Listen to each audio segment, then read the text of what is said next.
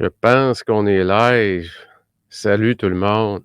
J'espère que vous êtes en pleine forme en ce beau vendredi 10 juin. Je vais laisser la chance aux gens de se connecter. Je vois pas les noms de tout le monde. Juste m'assurer ici de pouvoir...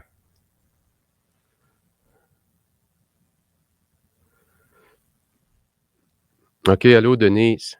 Je viens de voir, là, je vois les noms apparaître parce que dans le groupe privé, on voit pas les noms. Écoutez, je voulais tout d'abord commencer juste par vous dire merci.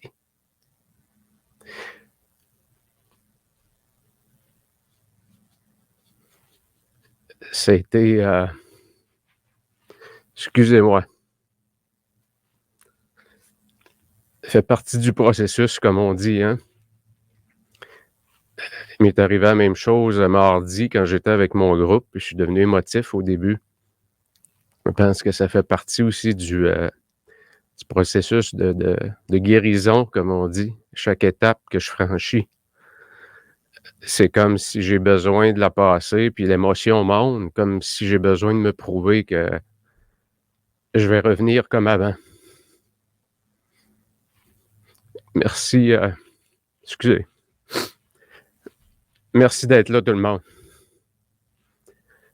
Merci pour tous les messages que j'ai reçus. Plusieurs à qui j'ai pas répondu, évidemment, vous comprendrez. À un moment donné, je recevais tellement de messages que j'ai été obligé de couper complètement. Ça me créait énormément d'anxiété parce que je me sentais obligé de répondre, puis j'avais simplement pas la force. Mais merci, merci à tout le monde qui m'a envoyé une tonne de messages d'amour. Merci à ma conjointe, Tracy. À ma mère aussi, qui est partie de la Côte-Nord, qui est venue nous supporter. Merci tout le monde. On va laisser passer ça, cette émotion-là. Hein, c'est des choses au fil des ans que j'ai apprises, là. Il y a eu une époque dans ma vie où l'émotion, je la gardais comme mettais un couvercle de Presto là-dessus. Je m'assurais que ça restait en dedans, mais aujourd'hui, j'ai compris qu'on guérit beaucoup plus vite quand on laisse sortir l'émotion. Et je me doutais bien qu'en étant avec vous aujourd'hui, faire ce retour-là, que ça allait être émotif, ça fait partie, comme je le disais, du processus de guérison. Mais quand on passe à travers des moments comme ça, vous savez, tous les messages qu'on reçoit, même si c'est juste 2 mots, ça l'aide tout le temps, même si on répond pas. Ça, je l'ai compris beaucoup parce que ça a développé beaucoup mon empathie, je peux vous le dire. Fait que c'est de ça un petit peu que je voulais vous parler aujourd'hui pour ceux qui se demandent exactement qu'est-ce qui m'est arrivé. Heu, c'est arrivé exactement il y a 1 mois aujourd'hui, un vendredi 13. Fait que pour ceux qui sont superstitieux, ça va juste vous réconforter que le vendredi 13, il est malchanceux. Mais bon, c'est la semaine à Québec, mais pas juste à Québec, mais au Québec. C'est la semaine, il y a eu une belle canicule. Puis, je suis parti du bureau vendredi 13 mai, vers 5 heures. Et puis j'allais rencontrer, un de mes amis au restaurant. On s'était pas vu depuis 1 an. Donc je suis pas parti en auto, je suis pas parti en bateau, je suis pas parti en moto, ni en motoneige, il y avait plus de neige. Je suis parti en trottinette, imaginez. Et pour ceux qui se demandent, parce que j'ai reçu beaucoup de messages de gens qui me disaient: «Ben voyons, la trottinette, Pat, c'est pour les jeunes, là, qu'est-ce que tu faisais là-dessus?» Il y a 3 ans, on est allés à nos vacances d'été 2019, si je me rappelle bien. Vacances d'été, en Espagne, à Barcelone. Puis j'ai découvert la ville de Barcelone avec mes enfants en trottinette et j'ai tellement aimé ça. De 1, c'est super efficace. Tu vas partout, il y a jamais de trafic avec ça. Tu as jamais de problème de stationnement. C'est super maniable. Tu peux pas te la faire voler, tu la laisses là, tu vas faire tes affaires, tu reviens, tu en prends un autre. Les grandes villes européennes, la trottinette ou le scooter électrique, comme eux l'appellent, c'est vraiment un moyen de transport, merveilleux.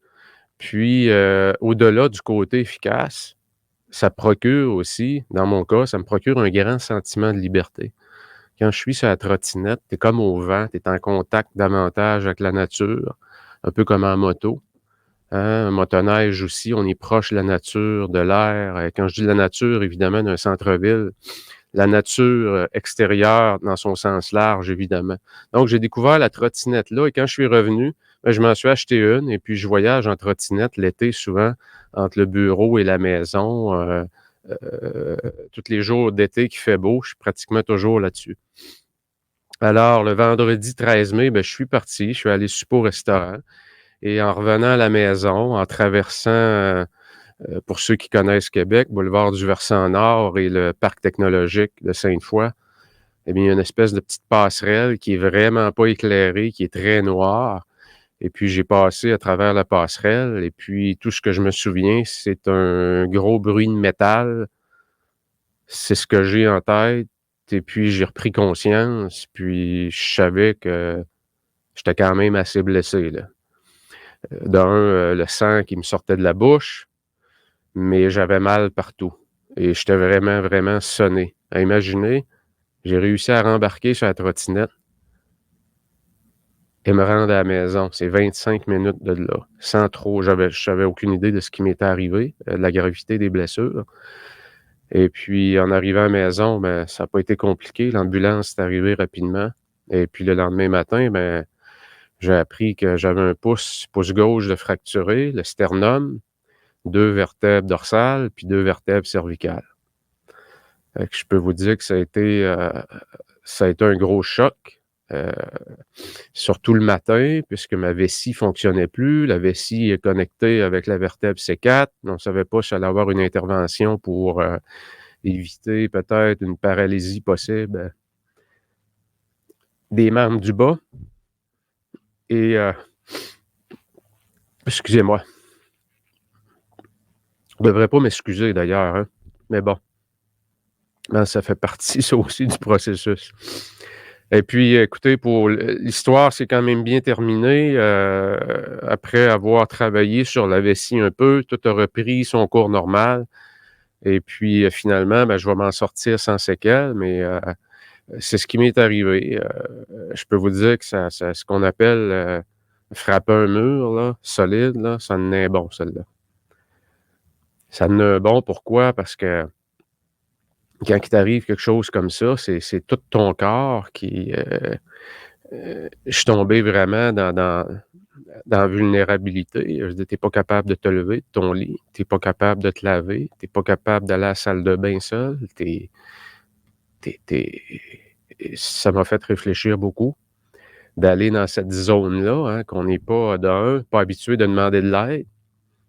J'ai passé ma carrière à être en position de leadership, plus en position de contrôle. Soudainement, tu même plus maître de ton corps.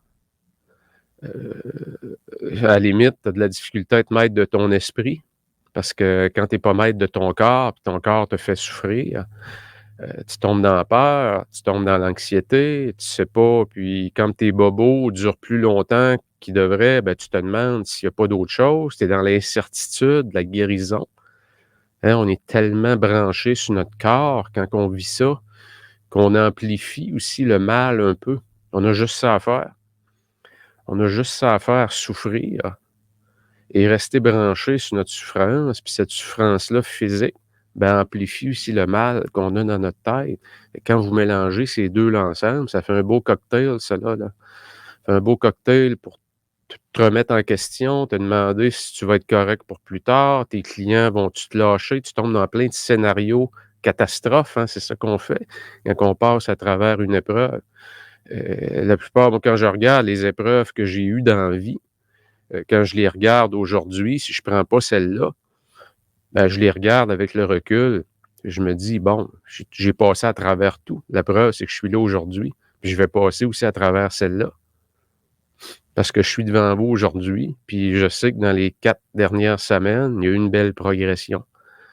Il y a des jours qui sont pas faciles, c'est le dos particulièrement qui fait mal beaucoup, mais à part ça, pour le reste, ça va quand même bien. C'est quand je m'élève, je prends de l'altitude un peu par rapport à mon épreuve, je me rends compte qu'il y a une belle progression et c'est quelque chose que j'enseigne beaucoup aussi. Pas juste vivre sur, l'objectif et le résultat, mais regarder la progression. Parce que quand on passe à travers une épreuve, on a beau avoir les scénarios les plus optimistes ou les plus pessimistes, c'est rare qu'on est dessus. Fait qu'on est bien mieux de se demander: «Est-ce que je progresse? Est-ce que je suis dans la bonne direction?» Et moi, quand je regarde mes 4 semaines, je peux vous dire oui. Un oui très, très, très positif. Je suis dans la bonne direction. Mon moral est bon. Mon corps, je sens qu'il s'améliore à chaque jour. Il est plus dur. Aujourd'hui, je peux rire sans avoir mal. Ça m'a pris pratiquement, ça fait à peu près 5 jours que je peux rire, éternuer, puis j'ai pas l'impression que tout va exploser dans mon corps. Parce que dans le dos puis en avant, c'était brisé. Fait qu'imaginez s'il y a un petit peu de pression qui monte quand tu ris, comme à l'époque de Yogi l'ours, là, quand je ris, ça fait mal, là, ben, c'était ça. C'était pas mal ça. Fait que c'est de tomber, c'est ça, dans la vulnérabilité, aller dans une zone où j'étais jamais été dans ma carrière, dans ma vie. C'est une zone que je connaissais pas. C'est une zone pourtant qu'on a vue, qu'on voit. Puis ça m'a fait réfléchir beaucoup, comment moi j'ai ramené ça un peu, si on peut dire, je dirais pas le rationaliser, mais vous savez, on parle souvent de l'espérance de vie, hein? Hein, l'espérance de vie des hommes, des femmes, hein. Les femmes, l'espérance de vie, je pense, c'est 3-4 ans ou 2-3 ans de plus que les hommes, en général. L'espérance de vie, c'est quoi? C'est la moyenne d'âge du décès des hommes et des femmes. Donc, je pense, mettons, autour de 80 ans, si on fait un chiffron. Mais il y a un autre concept, moi, à laquelle ça m'a fait penser beaucoup, c'est l'espérance de qualité de vie. Et ça, pour moi, l'épreuve que je viens de vivre, là, pour moi, c'est un concept, je pense, qui va demeurer avec moi pendant des années. Pourquoi? Parce que tu peux être en vie, mais si ta santé mentale est pas là, si ton corps suit pas, c'est dur de rester en vie. C'est dur parce que tu es toujours dans la souffrance. Et être toujours dans la souffrance, quand tu vois pas la lumière au bout du tunnel, hey, il y a des gens, c'est pour ça quand je vous disais, ça a tellement développé mon empathie, puis on l'a vu dans les 2-3 dernières années, surtout dans les CHSLD, ce qui s'est passé au Québec.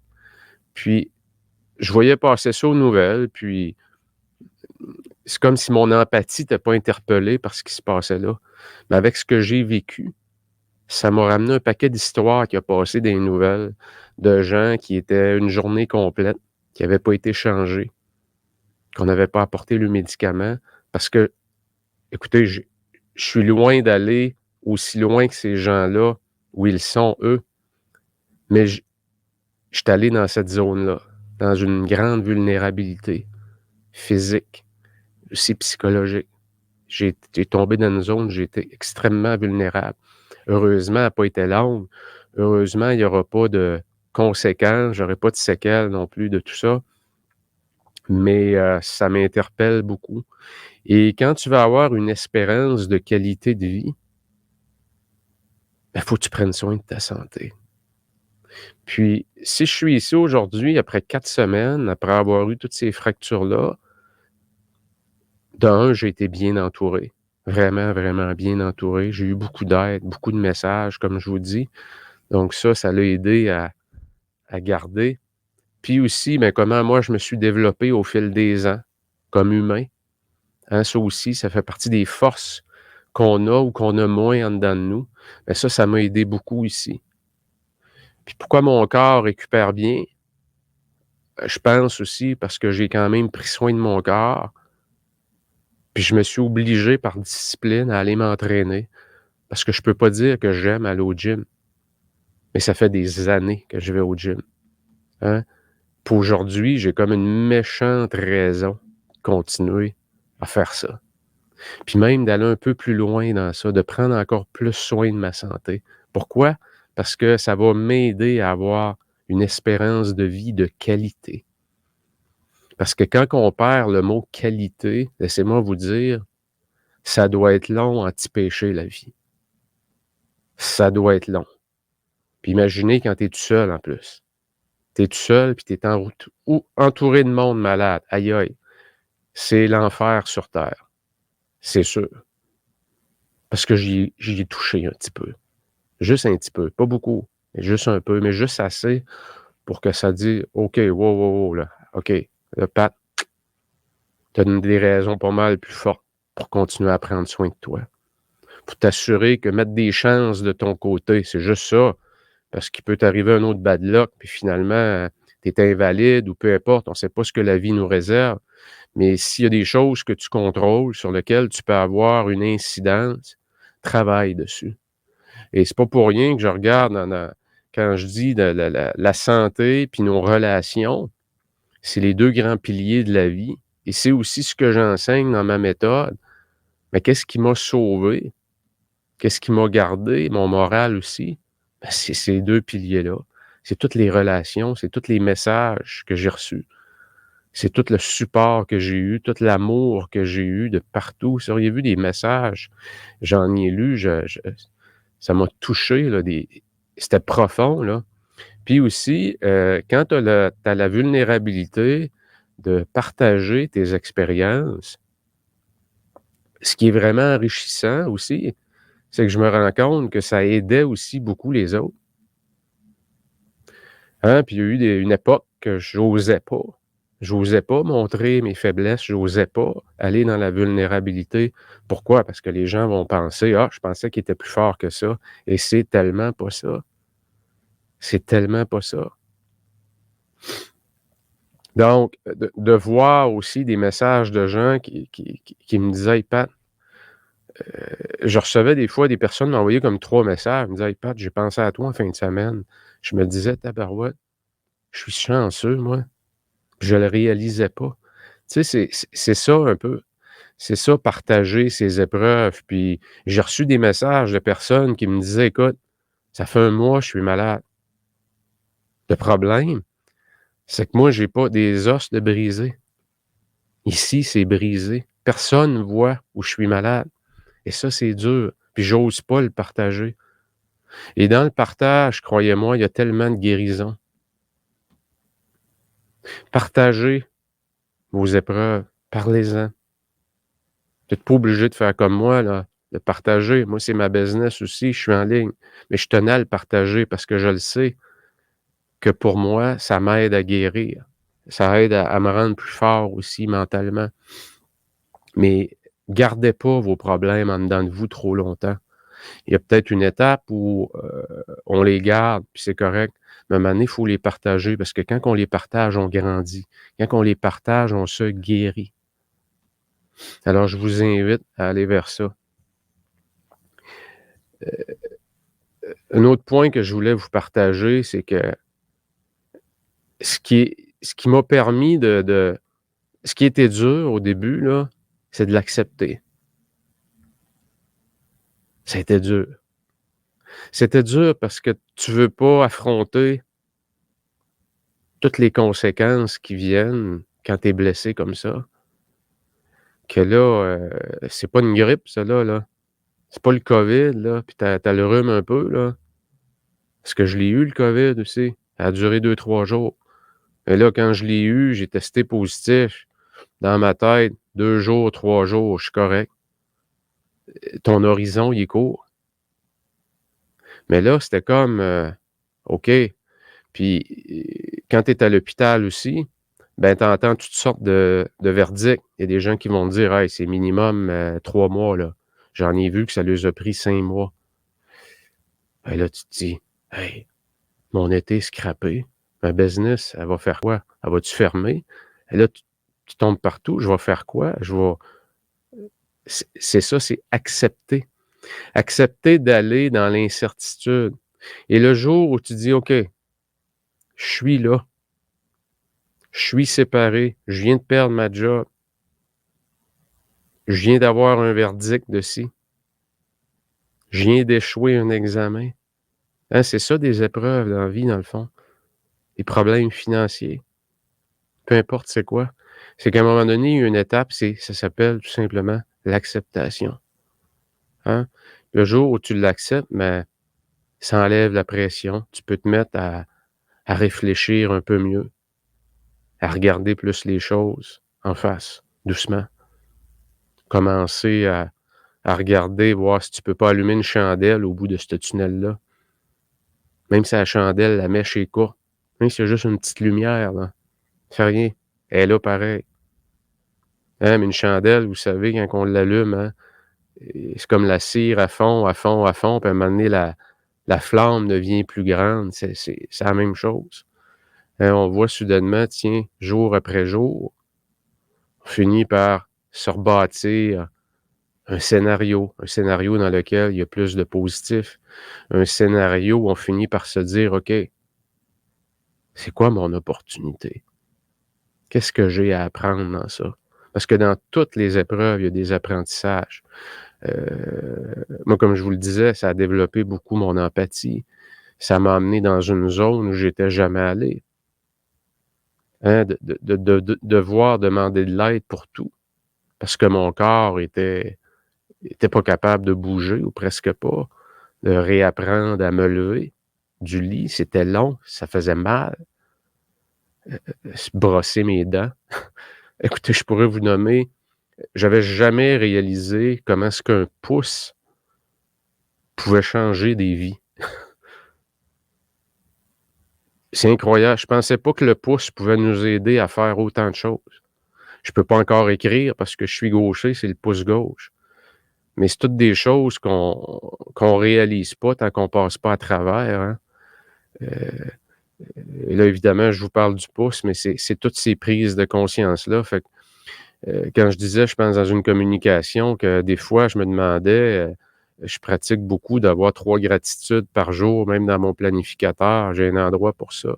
C'est quoi tes 3 gratitudes? C'est quoi les 3 choses, Pat, aujourd'hui, que tu prends pour acquis, puis tu devrais avoir de la gratitude, hein? C'est comme se rebrancher avec l'essentiel de la vie, hein, parce qu'on se perd souvent dans une semaine, dans une journée, puis de reconnecter avec des choses simples pour lesquelles on devrait avoir de la gratitude. Je peux vous dire que ma liste de choses simples, là, est longue, parce que j'en ai redécouvert un méchant paquet, comme on dit, de choses simples qu'on prend tellement pour acquis. Fait que ça m'a refait reconnecter beaucoup, beaucoup, avec ça. Une affaire que j'ai eu peur beaucoup, savez-vous c'est quoi? J'avais peur de la nuit. J'avais peur de la nuit parce que ma médication, au début, m'empêchait de dormir. Je faisais des cauchemars atroces, des hallucinations. Fait que je voulais plus prendre mes médicaments parce que je savais que j'allais souffrir des cauchemars, puis ça me donnait des migraines atroces. Fait que j'étais comme dans un cercle vicieux. Fait que j'étais rendu que quand 8 heures arrivait, je peux vous dire que les games de hockey, là, les séries éliminatoires, là, merci. J'ai de la gratitude pour la National Hockey League. Parce que ces 3 heures-là des games de hockey, je savais que j'allais oublier un petit peu mon mal. Mais je savais qu'il y a des heures de souffrance qui s'en venaient parce que je voulais plus prendre mes médications. Puis là, j'essayais de rentrer en contact avec les médecins pour la changer. Puis je savais que si je la prenais pas, la nuit allait être longue, puis elle allait être rough. Puis je savais que si je la prenais, ça allait être encore plus rough. J'allais moins souffrir du corps, mais j'allais souffrir d'ici. Fait que j'avais peur de la nuit. J'avais hâte que le soleil se lève.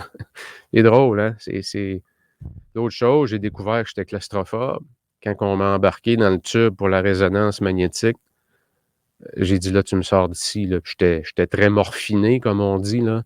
J'ai dit: «Moi, j'arrache tout, là, si tu me sors pas de là». Là, monsieur Ouellette, il faut le faire. Non, non, regarde, tu vas trouve de quoi, mais moi, je rentre pas dedans, là, les yeux ouverts. Fait qu'heureusement, ils ont tout ce qu'il faut, les anesthésistes là-bas, là. Ils m'ont donné un petit médicament. Quand je me suis réveillé, on m'a dit que c'était fait. J'avais bien fait ça. C'est sûr. Tout à l'heure qu'on n'a pas ça à la maison, ces petits médicaments-là, hein. De temps en temps, une petite shot, tu t'endors, plus de problème. Oups, petite shot, tu te réveilles. C'est le fun. C'est le fun, ces petits médicaments-là. Morphine, là, puis petit je sais pas comment il s'appelle, Brexel, je pense, quelque chose de même, là. Salut, bonsoir, on est parti. Oups, on l'arrête. Oups, allô, ça va bien? Oui, tout est beau. Hey, c'est le fun. Si la vie serait de même, là, on sait que c'est pas comme ça, hein. Faut accepter les processus, la guérison et tout ça. Mais j'ai découvert que j'étais claustrophobe. C'est peut-être aussi l'effet des tous les médicaments que j'avais eus, le choc de l'accident aussi, qui a amplifié peut-être quelque chose qui était là. Je savais que j'aimais pas, j'avais un malaise quand je rentrais dans des tubes ou des endroits fermés, mais jamais à ce niveau-là où j'aurais tout arraché, là. Je serais devenu agressif, même avec les blessures que j'avais. C'était à ce point-là amplifié l'anxiété que je vivais, là.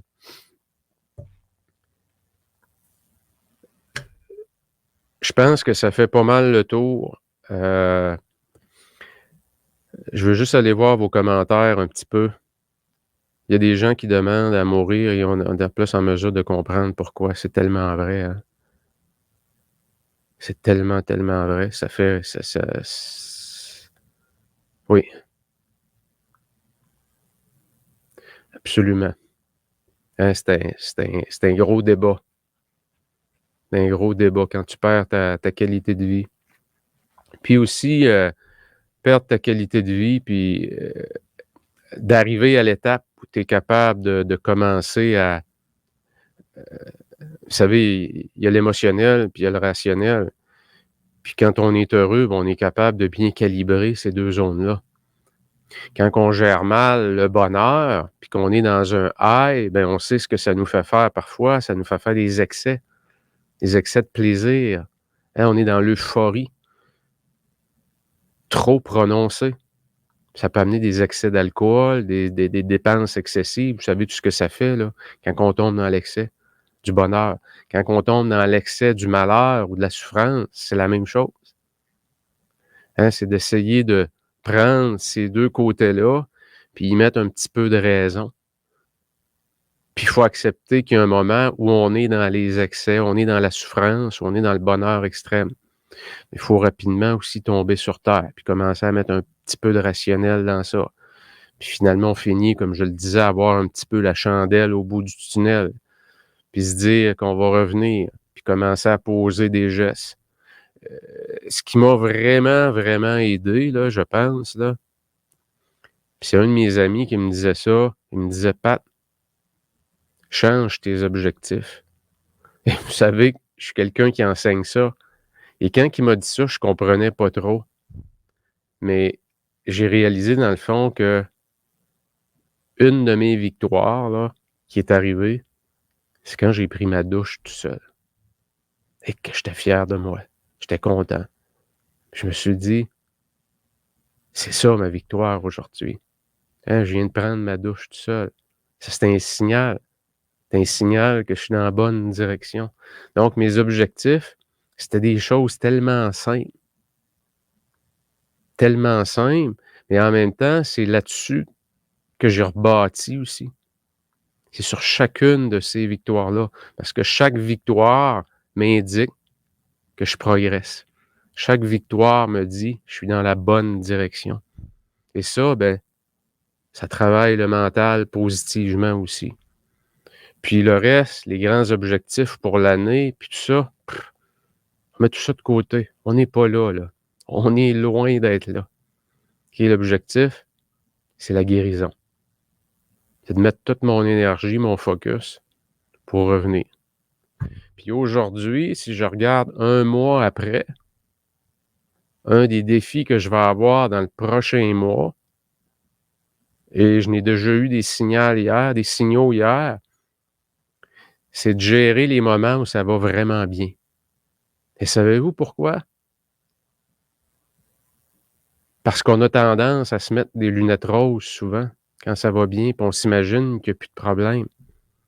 Mais le corps, il est pas encore guéri. Et hier, j'ai eu peut-être dans la journée un 2-3 heures où j'avais pas de douleur dans le dos. J'ai apporté ça. Ça fait un mois que je le porte, jour et nuit. Je commence à être habitué aussi. J'ai hâte de l'enlever, je peux vous le dire. Mais j'avais pas de douleur. Mon intellect est là. C'est là que c'est dangereux de refaire des erreurs. C'est là que c'est dangereux d'aller trop vite. C'est là que c'est dangereux de faire un mouvement brusque. Et c'est ce qui m'est arrivé hier. En embarquant dans l'auto, j'ai embarqué comme probablement j'embarque naturellement, et en me virant un peu, ouf, là, j'ai réalisé, OK, Pat, tes dorsales, là, ils réparent, mais la réparation de la carrosserie n'est pas finie, là. Il reste encore, du travail à faire dessus, là. Fait que ça, c'est des messages de rappel à l'ordre. Fait que c'est ce que j'appelle gérer les hauts. Quand ça va bien, faut être vraiment, vraiment vigilant, peu importe l'épreuve.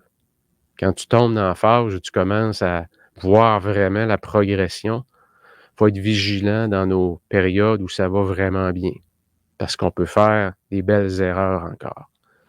Fait que là, je rentre dans cette phase-là.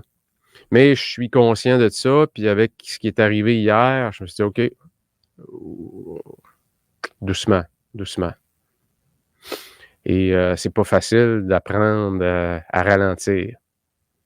Quand tu as passé ta vie à toujours pousser, des fois pousser un peu trop la machine, mais quand le naturel, c'est de pousser, c'est d'avancer, c'est de chercher des solutions, de progresser quand même assez vite. Et c'est aussi ce que j'enseigne.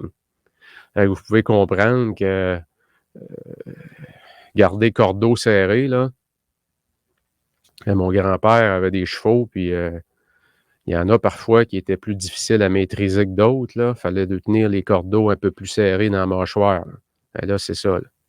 Garder cordeau serré, le Pat. On va se calmer le pompon, comme on dit. Fait que, c'est ça. Merci encore d'être là. Je peux vous le dire, là, sans émotion, mais avec beaucoup de bonheur en dedans de moi, beaucoup de sourire.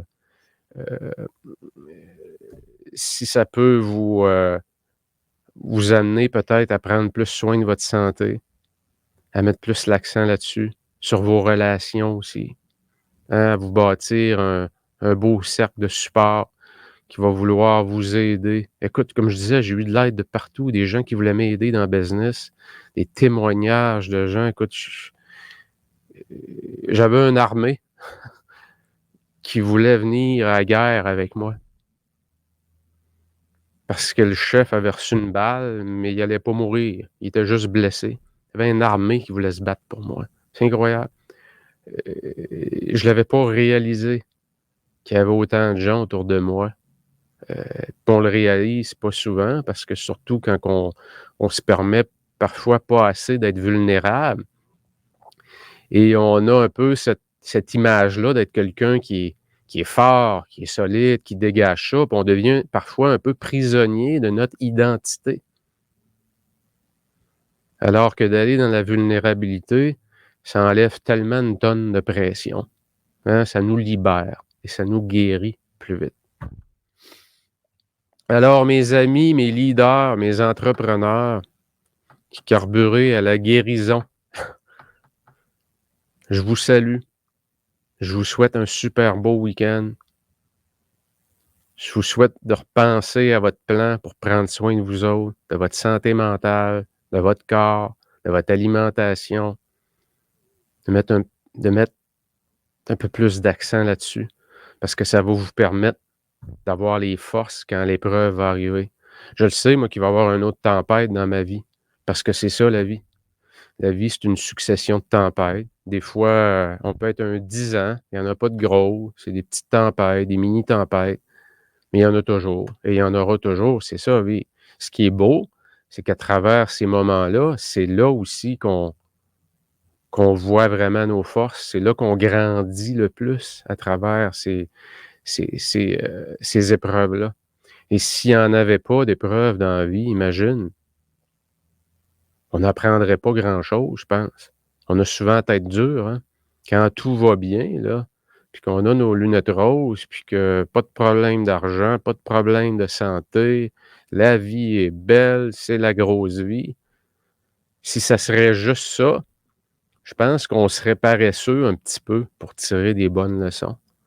Mais quand on est dans l'épreuve, hein, quand on est dedans, là, puis ça vient de cogner, là, c'est drôle, hein, qu'on se met quasiment tout à prier. Puis quand ça va bien, de temps en temps, on peut y penser. Hein, pourquoi qu'on se met à prier quand on est dans l'épreuve? Hein, c'est ça grandir. C'est d'aller dans une zone où on veut comprendre, on est vulnérable, on veut se reconnecter avec l'essence même. de pourquoi on est là. Hein? Ça nous amène dans des zones, puis c'est ce passage-là obligé à travers le processus de guérison qui fait qu'on devient une meilleure personne. On tire des leçons. Il y en a qui appellent ça comment? La sagesse. Hein? On développe la sagesse à travers ces épreuves-là. Fait que, salut tout le monde, un beau week-end. On se revoit vendredi prochain. Sans faire de jeu de mots, je vais reprendre le collier dans les médias sociaux un peu plus à partir de la semaine prochaine. Doucement, mais sûrement. Puis,